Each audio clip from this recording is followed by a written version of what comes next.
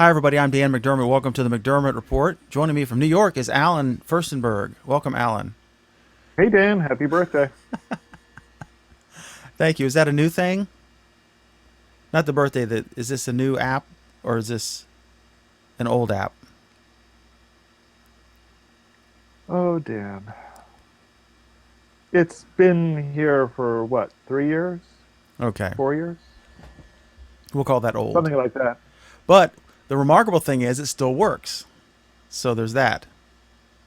That's impressive. That is impressive, yes. Things Google Plus people say. So there we go. Okay, so speaking of Google, I happy birthday to me. Just a big Um, old party here. it is. We don't drink, but we can still party like crazy religious people that we are. Okay, so I saw it on Facebook, so it must be true. That Google is skewing results for Hillary. There was this the Actually, sites. Dan, here's a good one. Did you know that if you do a Google search for Google skewing results, did you see what you'll get back? No, should I find out? What do I get? Let's see here. I have no idea. I didn't try it because the whole story is bullshit. Okay, so let's see. And Google. if you do a Google search for gullible, check out what it comes back with. You know, it's not in the dictionary. The word gullible isn't. All right, so I guess that okay. What while I'm playing with this, describe the story from SourceFed. So the story alleges that um, the the search completion, the entry completion for Hillary Clinton and then certain additional search terms is not completing with terms that would make the most sense, i.e., those that would um, provide information about the email scandals, about any number of other things. And yet, doing that same search on Bing or Yahoo does produce them.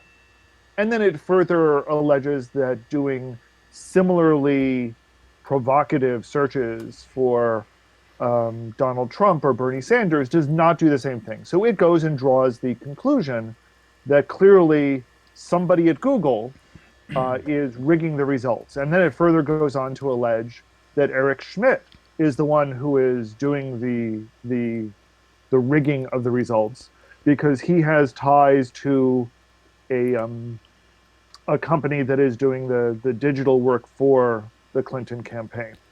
So, I mean, it's no secret that there's not a lot of Republicans in Silicon Valley, and Google famously wouldn't intervene with Senator Santorum when a group of activists created manipulated Google results. I don't know if manipulated is correct, but they posted things specifically to cause a relatively uh, gross substance to be associated with his name, and they wouldn't fix it, and so he referred to it as Google problem. And so, do you? So you say it's you dismiss it out of hand, but I um, didn't just no. I didn't dismiss it out of hand. I actually spent 30 seconds testing it. And then I dismissed it because it was bullshit. well, they might have fixed it, right? No, because that's not what I tested. What I did instead was and I forget the details of what some of the allegations were, was instead of doing an equivalently provocative term for the other candidates, I did the exact same next search type ahead for the search words. And I was getting the exact same results for the others. So I think I think one of the next words that they were proposing was INDI for I don't even know what it was that they were trying to get out of it. Um, and the Hillary Clinton search results tried to complete that as Indiana and India. And then they said, and look, but if you do Hillary Clinton India, there's no, Google's telling you there's Yeah. nothing that comes back. So I then went and did the same thing for Donald Trump. And I got the top two completions were Indiana, and India. And then I did the same thing for Bernie Sanders. And the top two results back I got were Indiana and Indian Point. This is, you know, it is conclusive of nothing. But wouldn't a bunch of but that seems like thin evidence that it's vindicating them, because a bunch of other people would have done the same search that you did, which absolutely would have impacted your results if a bunch of people had been doing this search. But then why would but I got the same results that they did for Hillary Clinton. But I also got the exact same results for the other two candidates that I did with Clinton. Okay, so what's the actual term for this? This is the like instant Search engine optimization. No, I mean, what's the for the specific things where you're typing and it's suggesting the rest of what you're typing, like an autocomplete. Autocomplete or auto suggest. Okay, that is a. Correct me if I'm wrong. That is a combination of popular searches and your history, correct? Well, I tried to reduce that as well. I did it in incognito mode. If I did it in as myself, it actually came up with the term that they were looking for, which was indictment. I remember it now. It was they were hoping to get indictment out of the whole thing. Okay, so if I went in as myself, I got indictment. If I went in as an incognito user, I didn't. Okay. So that's one. Two, they're saying that the magic, the formula for how they pull up that next word is based on a lot of things. Some of it are common search terms. Some of it is what's in your history if they have it. There's a lot of things that feed into it. Making the assumption, the story makes the assumption that it's just popular search terms, and it's not that. So that's one. Two, the other thing that I went and did is I just started typing the candidate's name. So if you just type Hillary Clinton, one of the top 4 completions that it gives is email. Okay, what about the other 2? If I do Donald Trump, email does not show up in that list. If I do Bernie Sanders, email does not show up in that list. So from that, I can conclude that at the very least, there might be a weight towards people searching about Hillary Clinton's email, which would certainly suggest that they are not biasing it in her favor. Yeah, and even if they did, not one vote would have been swayed. One. Here's the thing. They then go on to make some. They go on and point out a study that says search results do influence how we view things. So jiggering search results can change our opinion on things. However, they then made the leap from, and there's research that indicates this is true. They then made the leap to say, well, if search results do that, then maybe the autocomplete results are also doing that. And because that's the point I was going to make. This is not really a search result. I'm not sure what the word is for it, but it's an autocomplete suggestion, a feature that didn't exist not too long ago. Right. So there's a lot of issues with their video. And although it has the appearance of accuracy, and I can easily see how it would dupe people like you, it does not have. I didn't necessarily believe it. Yeah, you did. No. I just right up front. No, I said, "What is the?" Okay, go ahead. It does not necessarily hold up under even the barest amount of scrutiny. I mean, literally, it took me 30 seconds to disprove them. I saw another post somewhere where it took them 30 seconds to disprove by a totally different set of procedures. In my mind, it would take a lot of effort, because it would have to manually be done to switch from whitewater to whitewater rafting, or Hillary IND to, okay, let's find something she was inducted into. Oh, a sorority. Let's switch it to that. I mean, for someone to go through every potential thing, and in Hillary Clinton's case, there's an airport full of baggage. To do that for such little gain, I mean, what are they going to accomplish? Anybody who's searching for, you know, a story like that, Vince Foster, any of these things from the 90s, is going to find it anyway with just a couple more keystrokes. So, I mean, Google isn't that failure oriented, I don't think. I don't see the benefit. There isn't much of one. It was a bogus story. These guys should be, mocked for their false for their false reporting. I mean, it's a nice try. I'm glad to see someone is asking the hard questions and, subjecting it to experiment and demonstrating how they did their experiment. But they're wrong. Or let me rephrase. Their evidence upon, actual scrutiny does not bear. Well, all we any know merit. is that on that particular computer, I mean, I'll take them at their word. On that computer, they got those results. Well, no. I got that those may- results too. That's the thing. I got those results too. Their results are accurate. The problem is they did not do additional experimental rigor to Or they did, to and clearly identify it. or they did, and they cherry picked.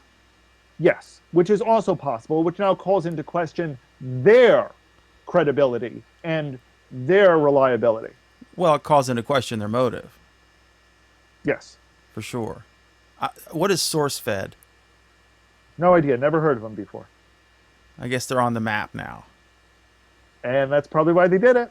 Yeah, like a study, Water is deadly. See our report on our new blog. And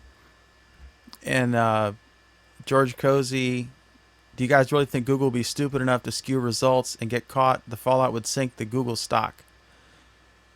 Someone at Google could be that stupid and get caught, and the fallout wouldn't sink the Google stock. Incognito mode, I get Hillary Clinton Twitter. Yeah, no, for the first one, I think for Clinton, I got Twitter. Twitter came up with all three candidates, and that was the other thing that I noted is that there was some overlap between all of them. I think And that makes AIDS sense. was also one that I got. Yeah, Which does. Trump is the real one? Which Hillary is the real one? Because like Trump isn't Donald Trump, or is it Donald J. Trump? It's real Donald Trump, right?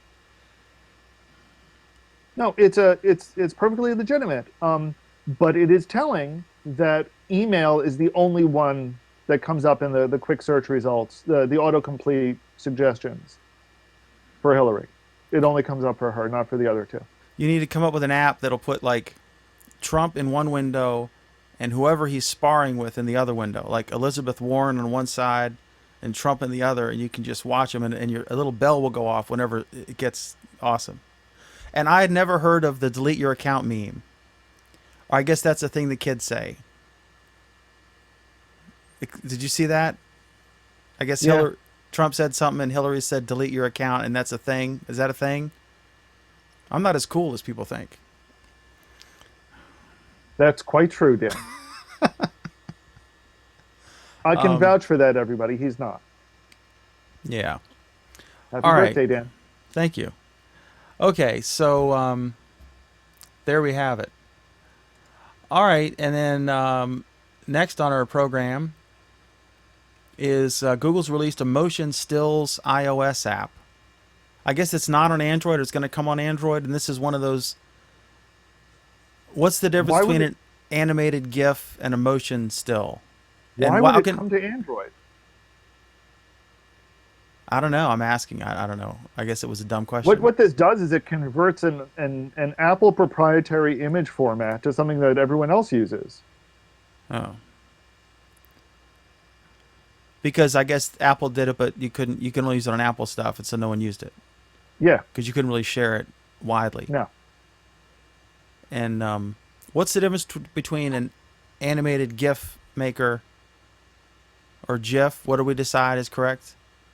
You like GIF, even though the owner, GIF is correct. even disputing the owner or the creator, They're wrong. because graphic starts with a G, graphic interchange format. Why do I think that if he thought it was GIF, you would say he's wrong and it's GIF? No. You'd say it's like the peanut butter. Why would I say something so stupid? Because to be a troll. Um, I'm not and a troll, Dan. and George Cozy says if we keep mentioning he who must not be mentioned, he's going to bed. And that's no I'm idle with you, threat with George. George because it's like 4 a.m. there or something crazy in the The scotch might Netherlands. be better. It's about the only way we're going to get through the next 5 months. Um, okay, so we don't care about the motion stills app. Is that a thing? Is it going to be a thing? No. What about the painting virtual reality thing that we were talking about with Matthew Rappaport? With it, you have to if he yells at you if you don't pronounce the T at the end. What's the Tilt deal? tilt whatever that is. It's so It's cool. cool. It's like it's really cool. And my thinking, I think I said it in the chat we were in. It was like one day you'll be in a movie, right? Tilt weave. Eh, yeah, sure. Maybe 7 of 9 could be in the movie with me.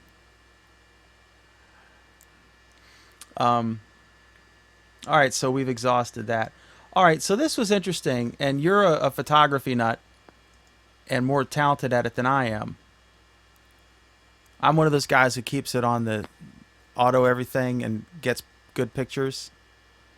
And you guys puke at that and say it could be so much better, Dan, but it works. So, do you understand this better than I do? Yes. Could you explain it like I'm Really 5? not that that's very difficult. Happy birthday, Dan. It's like every other day. Um, No, you're giving me much more to work with tonight. So basically, this is kind of clever, although it's a nice, hyped up, sensationalistic article. It basically is talking about um, using crystals as the focusing technology instead of heavy glass lens. And by doing this, they can make the crystals much smaller, much more efficient, um, and manufacture them easier than you can manufacture lenses. At least that's the theory. We'll see if this actually plays out. But I think we're a while away from seeing this sort of thing. But if so, it's very, very cool sounding technology.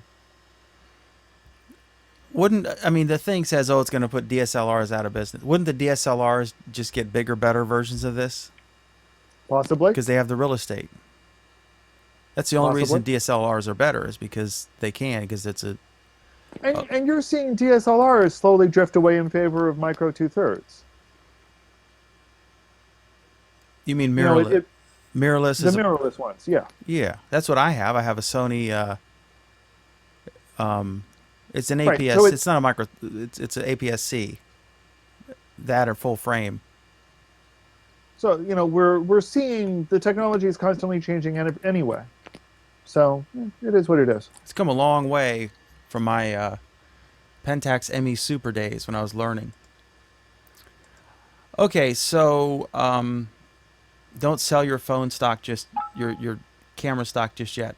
Okay, so this is kind of up your alley. Apple announced that they're going all in with the revenue share model as a future thing. I mean, a subscription model for apps. We pay monthly or annually or whatever, as opposed to just buying an app. And the most famous example I can think of recently was Adobe doing this with their flagship products, Photoshop and InDesign. You can't buy those anymore. You can only become a subscriber. And so, while I sneeze, what do you think about this tit for tat between Google and Apple? Or it's good Well, news for you guys, right? You get more money. I don't know. I mean, most of the apps I make are not commercial, are not commercial apps. I think it's interesting. I think the Apple seems to be saying, and if people subscribe for more than a year, you'll get more money even. So they're willing to take a smaller cut if people have long subscriptions. Google is just giving that cut up front.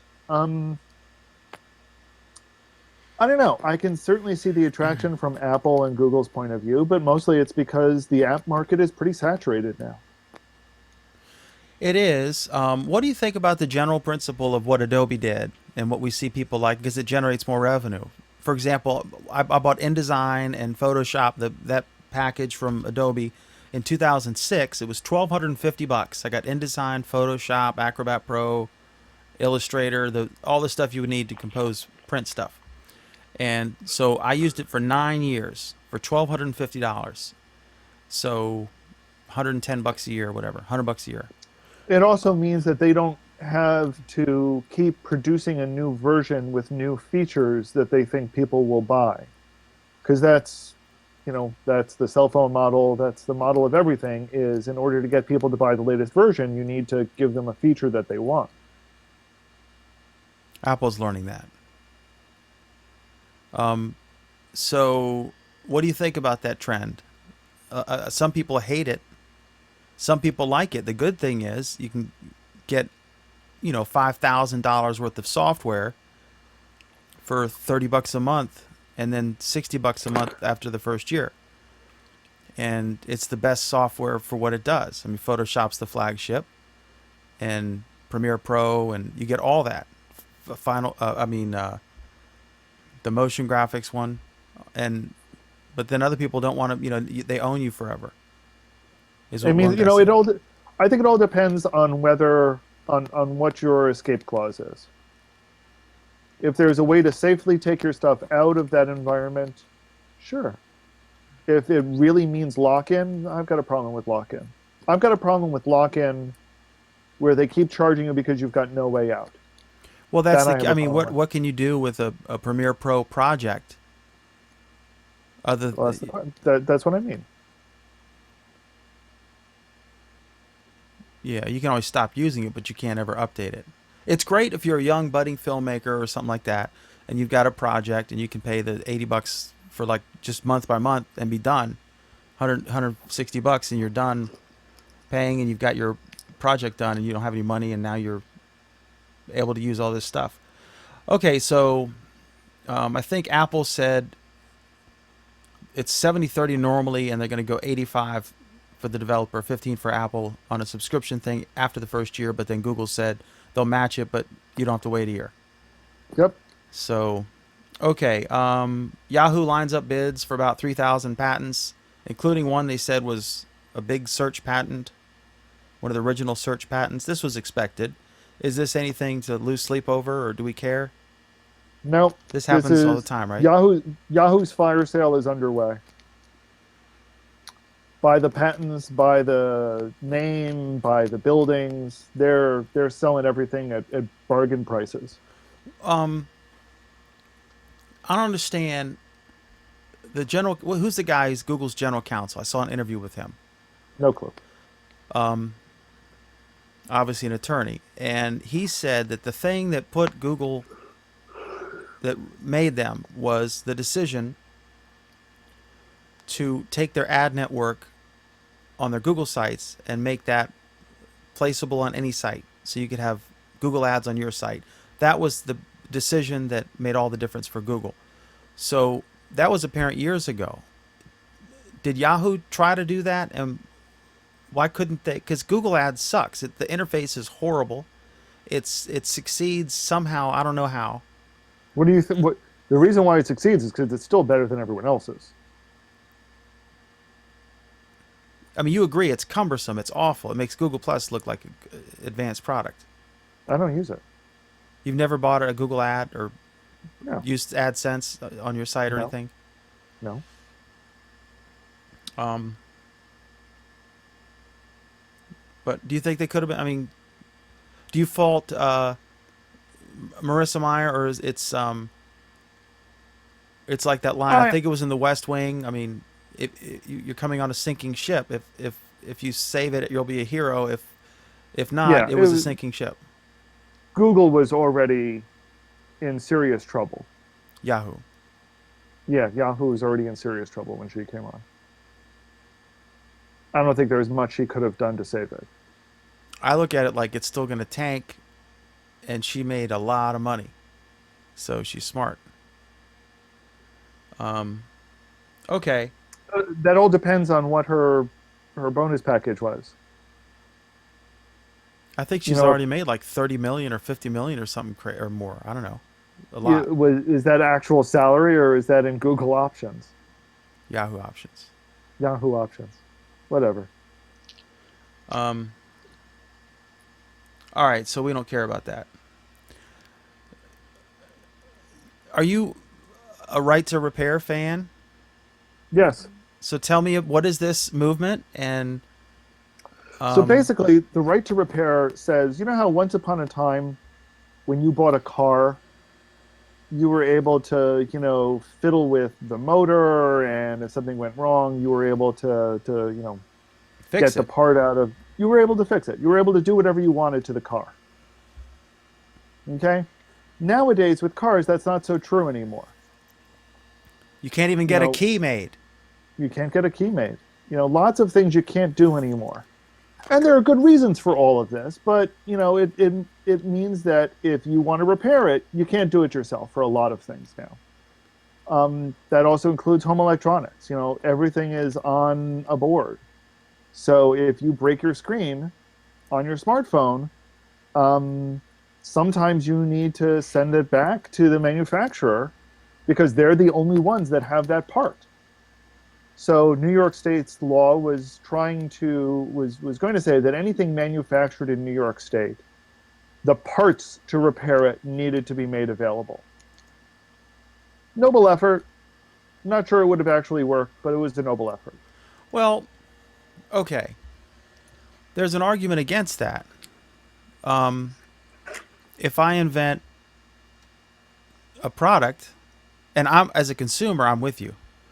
But who is the government to say you can't come up with your pricing model? That you can't say I'm going to come up with a competitive printer and you can only put my ink cartridges in it, or It you can doesn't talk about only. ink cartridges. It talks about repair. I understand, but the concept of saying that a company can't choose what Well, method. no, because it's still all it's saying is you need to make the parts available for sale. Okay. Do they have to tell you how? How to make it available for sale? No, no, they like have show you manuals on how to repair it. Yes, there needed to be manuals for repair as well. So there's no such thing as a proprietary thing. No, there's still proprietary stuff. Volkswagen comes to mind. I mean, it's still proprietary parts, or still might be proprietary parts, just that they're black boxes now. And honestly, um, I think there are easy ways around this as well. You can basically say, well, no part of my device is repairable at all. If you send something to us for repair, we're just going to send you a new unit, which is really what they're doing now. Oh yeah, they might ding it up on purpose or give you some B stock. George Cozy says, I don't want self-driving cars people are able to mess with. It's a valid point. But I think also, we're not going to see, um, there are certainly things that I want them to mess with and things that I don't. I don't want them to mess with the software. I don't want them to mess with the scanner, the LiDAR. On the other hand, I've got no objection if they're going to be putting in new headlights. And side comments, I assume on the photography story. Growing flawless crystals becomes exponentially more expensive as you increase the size. So the smaller the tech, the more cheaply they can be produced. Fair So point. that's an argument for DSLRs not being able to surpass cameras at a given price point. So they certainly could have the quality, but maybe it'd be Right. more So they'd expensive. increase the quality, even more, which is what they've got now. Yeah, it's amazing what you can do with a phone. Um, we used to use in the 80s when we did TV commercials, we'd use these giant, you know, Sony Betamax or Betacam, Beta SP cameras, and my phone is better quality now in my pocket. Okay, next is Minecraft for schools, now available in beta. So this reminds me. I just think it's neat. I want to get your take on the concept of using games. And it's definitely in beta. It's not a mature product yet. But when I was a teacher, we got this program called Typing Tutor, and it was basically Space Invaders. But instead of spaceships they would drop letters, and to stop the letter from blowing up your base, you had to type the letter, capital L, small j, that sort of thing. And so that's how they taught typing, or that was one of the exercises used in the typing course. And I thought it was genius. Have you seen any? Is this common now in schools? I mean, are they doing this sort of thing? Is this? And I guess Minecraft's a pretty old game, right? The neat thing about Minecraft is that the kids are doing this now. The kids are the ones who are using Minecraft for educational purposes and are building the worlds in Minecraft that meet educational objectives. So the fact that Microsoft has embraced this and is providing the tools for teachers to do that even more, that's great. I think gamifying education, if done correctly, is a great way to do it. And Typing Tutor was an example of not a great way to do it. How come? It was pretty cool. Because it emphasized memorization. And there were a lot of games at the time that did emphasize memorization, because that's really what all that we had. But that's what typing is, right? Talk about learning by rote. You're teaching typing. But the way it worked was, it wasn't just, typing letters was not a great way to do it. Being able to type sentences is better.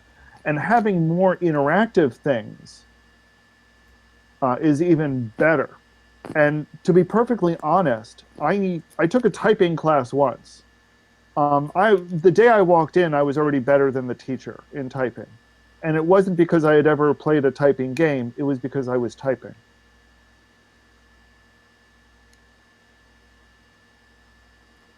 Because you knew how to type? No, because I was typing. Like, actually using it. Okay. And I don't know what's going on.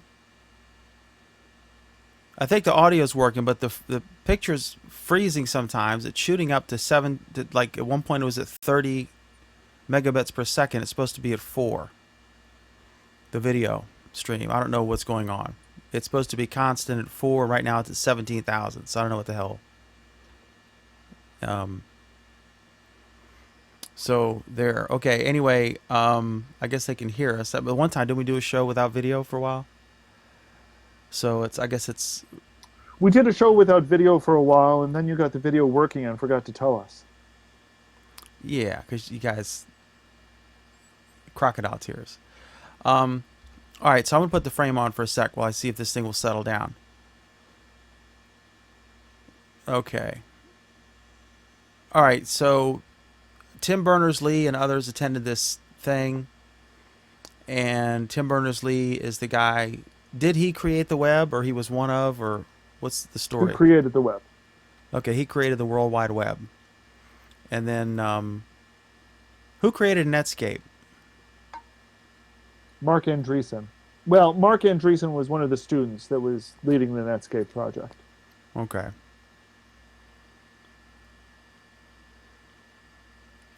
Or what became the Netscape. Yeah, anyway. All right, so they want to change the web. They say that they're concerned about things like the Great Firewall in China. They're concerned about crime and trolls.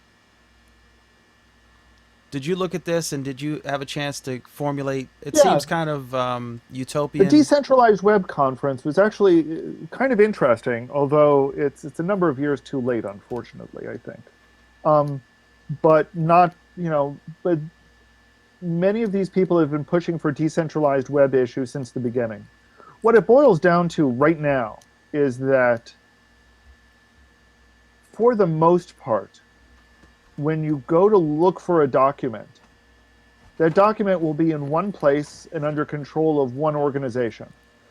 And if somebody in that organization decides to delete that document, the document is gone. You've got organizations such as the Wayback Machine who are maintaining copies of it themselves, and they're doing an incredibly good effort at that. But even that's not great, because what if something happens to them? So, when you look at how libraries have been dealing with this issue for centuries now, and libraries have been, there are a lot of solutions that come to mind, and they all boil down to decentralize your information. Unfortunately, centralized information is a lot easier. Having it under control of one person really makes things so much easier, to the point where decentralizing it makes it more difficult. And some of the foundational technologies of the web, the URL, it's known, it's a uniform resource locator, as opposed to a URI, which is a uniform resource identifier. And although URIs have been talked about for, 20 some odd years, they never caught on the same way URLs did, because URLs were simpler. So I think it's great that these guys are talking about it, but we're talking about it about 20 years too late. Yeah, the internet sort of caught on in its present form. And I don't know if you would get the bad players like North Korea or China to adopt a more open, non-centralized version. So, okay, so if you could be God of the internet, I remember we used, I guess it was a Novell LAN, which was great back in the day. And when I worked at Deltek Systems in McLean, I was a Fox Pro programmer and wrote a computer game. So it was 93. We had Novell. When was the internet invented? What 60s, year? late 60s, early Okay. 70s. So was that, Depends on exactly how you define it. so there's a local area network, which is like, the computers in your office sharing a server. Yeah, And then for there's a for WAN. example, RFC1 was published on 7 April 1969. Okay, so if you, I mean, I know what a LAN is, and a WAN, I guess, is multiple LANs joined by some sort of cable. So if you had like three different offices in different locations, they could all be in the same network. And then if you're creating the internet, the basic problem is, how do you make it so anybody can send something to anybody else, but everyone isn't listening to everyone else unless you want to, because you would be overwhelmed with traffic. So that's kind of what the internet is, right? I mean, that was the problem they had to solve. No, but that's a nice try. That was the need. I mean, that was the need. It's a network. No, not really, but that was a nice try. What would you do differently?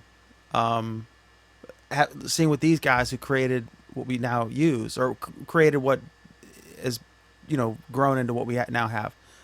Um, and I don't know how much control the U.S. has. I mean, we still kind of control it, don't we?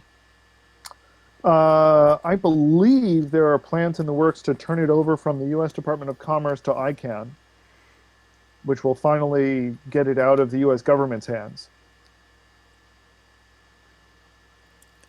And when you say control it, what are we talking here? Obviously, the allocation of domain names, the um, IP addresses, or that sort of thing, or Um, IP addresses are the big thing mostly. Yeah, and have we switched to the new one, IPv6 or whatever it is? not completely, no. Because I And haven't there's ever strong seen one. resistance to doing so. Have you ever seen one in the wild? Oh yeah, all the time. Okay. All right. Okay, so this was a fun story. This journalist, 50-something journalist, decided for a week he would only get news from Snapchat. And it's a funny story. Um, and it's Snapchat's Discover. And he said there was a good mix of stuff. He's a journalism professor. He's definitely not. He's admittedly not a member of their target demo, which would be young people. And he says he got a good mix of news from the Wall Street Journal and the CNN. The best was ESPN, which has smartly adapted its videos and articles to the unique platform. But other Snapchat Discover providers offered a forgettable stream of listicles and clickbait, often set to annoying music. I hate when they put music. I hate when they talk about what they're going to tell you for 45 seconds. Then they tell you like 30 seconds of good stuff, and then they talk about what they told you. It's just ridiculous. The ads were very good. The content, this is true, the content was not updated, like it was a daily thing. Like one example, he said there were stories about how Muhammad Ali had been admitted to the hospital after, hours after the news had broken that he had died. BuzzFeed, their channel offered things like 16 golden retriever puppies who are total dweebs, and what does your vagina look like? With a bunch of different flowery things, you could say which one. Anyway, I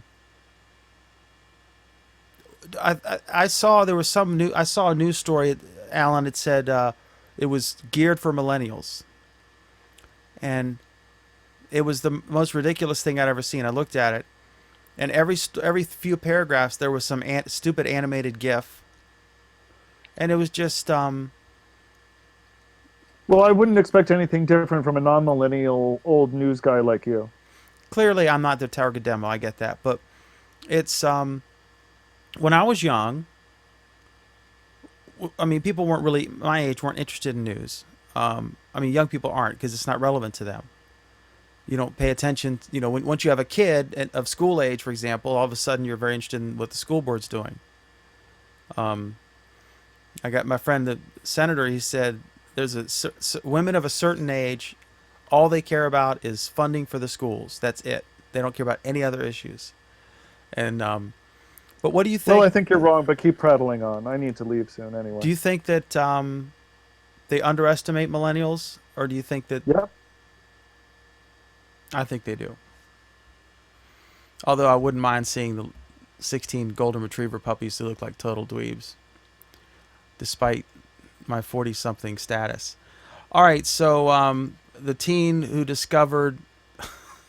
Do you think he found anything? This is the teen who says he discovered a lost Mayan city by comparing star charts with known Mayan things and discovered a star or something in the constellation, whatever the hell it was, and said there's going to be something here because the stars. And then he went, and lo and behold, using Google Maps, or I think he's Canadian or something, wherever he is, he's a foreigner. But I think the local government helped him. Anyway, so that happened. But now, then he was dismissed summarily by scientists who said, that's like, oh, you found a McDonald's. Well, there's so many of them. And he says that it's unfair, and he's still clinging to. Do you think he found anything, or do you think it's I have no idea. I don't have the evidence one way or the other. okay? All right, well, that settles that. And then finally, the Gawker bankruptcy thing couldn't happen to a nicer website. So it looks like after the Hulk Hogan lawsuit funded by Peter Thiel, and I mean, obviously I don't want to get sued as a publisher, but I mean, he's not doing anything illegal if he wants to fund a lawsuit. There are all sorts of people for any reason might fund a lawsuit. The ACLU does it all the time. Totally legal. I'm thrilled to see that money buys justice in this country. That's the outrage. That's the problem, right? It's not that Peter Thiel is able to use his wealth to fund a lawsuit. It's that most people who were legitimately wronged by a big outfit, multi-million-dollar outfit or multi-billion-dollar outfit, would not be able to take action because they don't have a Peter Thiel helping them. Exactly. And justice equal? You're guaranteed. Isn't that where's the equal? Equal justice under the law is the phrase you're looking for. Is that in the Constitution, or is that something? No. So it's like we the people or whatever. It's a wonderful founding document, but not legally binding in any way. Isn't there an equal protection clause, right? The phrase is engraved on the front of the Supreme Court building. The equal protection clause, isn't that a clause in the Constitution? I don't know if it's that wording exactly, but how can justice be equal if? The Equal Protection Clause is the 14th Amendment. Okay, so that's pretty serious. Um, it's No not state one of, shall deny to any person within its jurisdiction, quote, the equal protection of the laws. well, how can it be equal if I have $1 billion and I can sue somebody and ruin them, and if you don't, you can't. How are we equal before the law? How are we equal when OJ can spend a whole bunch of money and buy all these defense attorneys, and some other defendant of less social status, you know, it's just that's not a good example. Give it up, Dan. That's not a very sympathetic example. Okay, so there we go. All right, how was your week? Wasn't bad, I guess. How was yours, Dan? Uh, Happy this birthday. isn't much of a party. Well, What do you think about BuzzFeed? look, dude, it's your birthday. What's the Whose fault is that? Yeah, what's the thing with BuzzFeed? I guess they're not allowing any Trump ads, and the head of it is doing a fundraiser. I guess it's not surprising. I mean, I saw some people freaking out, but it's no different than Fox News or MSNBC. You know.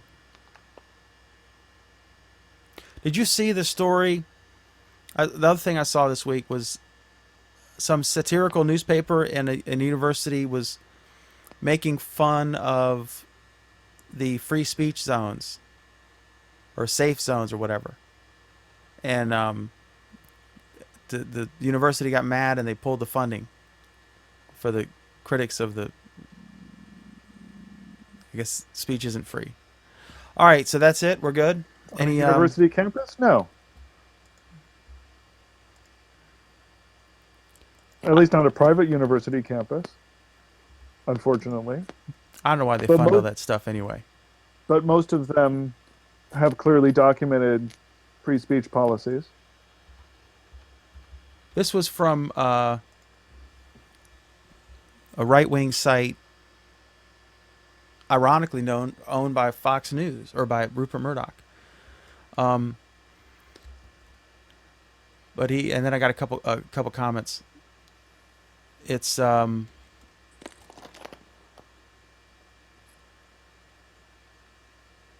student. Okay, they mocked safe spaces, and this is an article from Heat Street. Heat Street is I don't know if it's owned. It's whoever Murdoch owns. I don't know if it's Fox or whatever, but it's in California, of course. I think ACLU is suing the University of California, San Diego after administrators and the student government cut funding for the student press in retaliation for a controversial article published by the satirical paper The Koala. The legal filing quotes exclusively or extensively from university officials.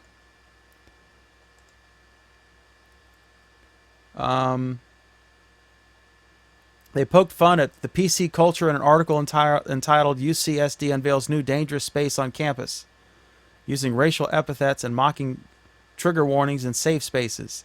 It discusses the creation of so-called dangerous space to accommodate individuals who do not like feeling safe, continuing the university's theme of inclusion and equality. And that was the final straw.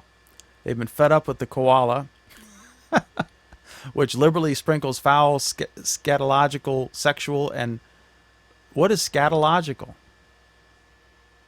I don't know what that is. Scatological? Yep. Of or relating to scat, as in an animal's. Yep. Okay. Yep. Except usually referring to human, but yeah. and racial language in its satire. Even before the, and it goes on. Anyway, I recommend. But this is these partisan sites are important. I think MSNBC and Fox News play a vital role.